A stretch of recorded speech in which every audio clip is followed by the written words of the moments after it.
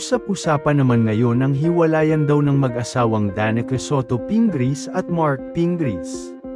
Ngunit mukhang hindi nababahala ang asawa nitong si Danica Soto Pingris. Tiwala raw siya sa asawa na si Mark Pingris.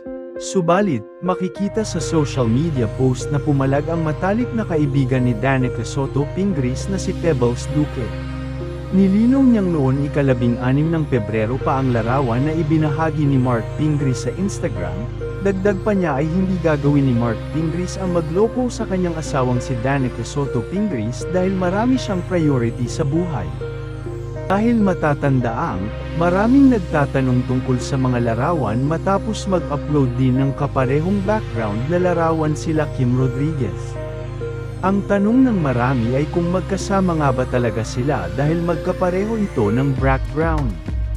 Ayon pa, sa post ng matalik na kaibigan ni Danica Soto Pingris Holy Week na dasal na lang tayo nang mabawasan ang mga kasalanan natin. At komento nga ni Danica Soto sa post ng matalik na kaibigan, "Kalma amiga. We love you." At sinagot naman ito ng "Buti ka pa, kalma."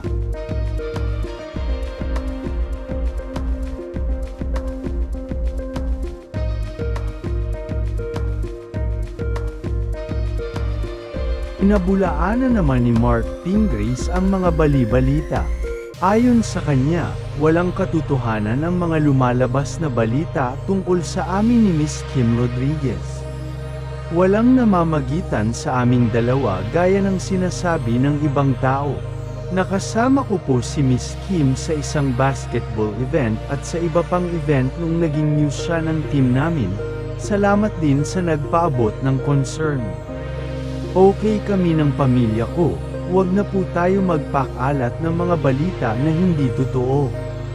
Humihingi po kami ng respeto at para hindi madamay ang mga anak namin ni Danica. Salamat po at God bless po.